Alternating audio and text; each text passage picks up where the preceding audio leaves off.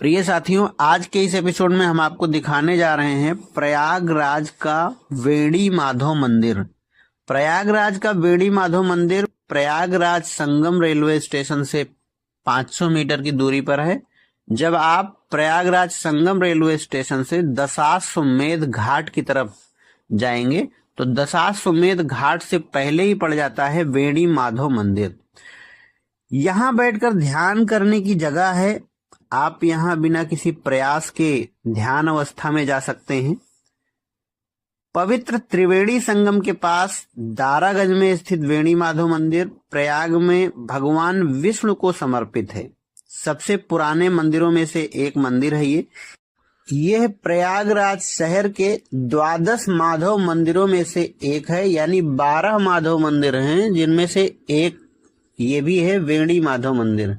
भगवान कृष्ण और लक्ष्मी देवी को समर्पित इस प्राचीन मंदिर का उल्लेख मत्स्य पुराण, अग्नि पुराण और पद्म पुराण में प्रयाग में भगवान विष्णु के प्रथम आसन के रूप में किया गया है। हिंदू धर्म ग्रंथों के अनुसार भगवान विष्णु ने अपने भक्तों को गजकर्ण नामक राक्षस के अत्याचारों से बचाने के बाद प्रयाग में निवास करने के लिए कहा था, जो गंगा, यमुना और सरस्वती के पवित्र जल को निगलने में कामयाब हो गया था। एक भयंकर युद्ध हुआ जिसमें भगवान विष्णु ने अपने शक्तिशाली सुदर्शन चक्र से गजकर्ण का सिर सफलतापूर्वक काट दिया। जैसे ही गजकर्ण जमीन पर गिरा, पवित्र नदियों का पानी उसके पेट से निकल गया और अपने मूल मार्गों पर लौट आया, जिससे प्रयाग के निवासियों को बहुत खुशी हुई। कहा जाता है कि त्रिवेणी संगम में डुबकी लगाकर वेणी माधव के दर्शन करने चाहिए। इस मंदिर का उल्लेख कई धार्मिक ग्रंथों, भक्ति गीतों और कविताओं में किया गया है।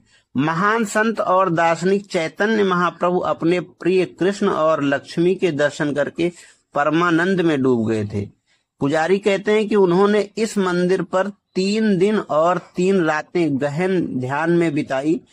कुछ लोग कहते हैं उन्होंने परमानंद में गीत गाया और नृत्य किया। यहाँ तक कि पवित्र मीराबाई ने भी कई प्रसिद्ध भजन इसी तीर्थ स्थल पर रचे थे।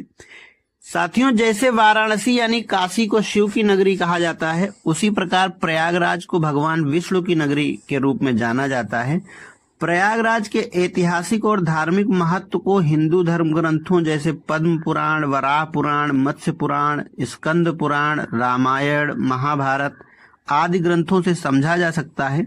प्रयाग महात्म्य शताध्यायी प्रयागराज के धार्मिक महत्व के बारे में बहुत कुछ बताती है और प्रयागराज के मुख्य देवता श्री वेणी माधव का वर्णन करती है, जिन्होंने तीर्थ यात्रियों को बुरी शक्तियों से बचाने के लिए विभिन्न दिशाओं में 12 रूपों में स्थान लिया था।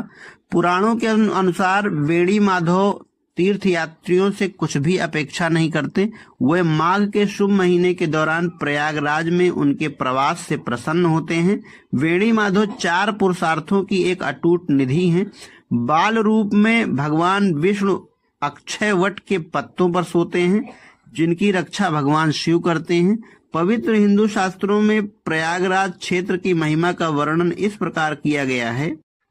प्रिय साथियों, वेणी माधव अपने चतुर्भुज रूप में शंख, चक्र, गदा और कमल धारण किए हुए इस मंदिर में विराजमान हैं। वेणी माधव मंदिर, जिसे लक्ष्मी नारायण मंदिर भी कहा जाता है और यहाँ तो इन्हें नगर देवता मंदिर के नाम से भी जाना जाता है। मंदिर में राधा कृष्ण के काले पत्थर की मूर्तियां स्थापित हैं, जैसा कि आप देख सकते हैं। यहाँ भगवान विष्णु और उनकी पत्नी देवी लक्ष्मी की पूजा की जाती है। ऐसा कहा जाता है कि वेणी माधव के दर्शन के बिना गंगा में पवित्र स्नान से मिलने वाला पुण्य फल अधूरा रहता है। इस मंदिर में बंगाल के महान वैष्णव संत चैतन्य महाप्रभु संकीर्तन करते थे और भक्त में नृत्य करते थे। तो ये पवित्र मंदिर यहाँ स्थित है, आप इसके दर्शन कर सकते हैं। अच्छी बात यह है कि संगम रेलवे स्टेशन से मात्र आधा किलोमीटर की दूरी पे है। जब आप प्रयागराज संगम रेलवे स्टेशन से दशाश्वमेध घाट की तरफ चलते हैं तो वीडियो पसंद आया हो तो लाइक करें, कमेंट करें, शेयर करें। चैनल को सब्सक्राइब कर लीजिए ताकि जैसे ही कोई नई वीडियो अपलोड हो आपको सबसे पहले सूचना मिले, वो भी बिल्कुल मुफ्त। जय हिंद, वंदे मातरम।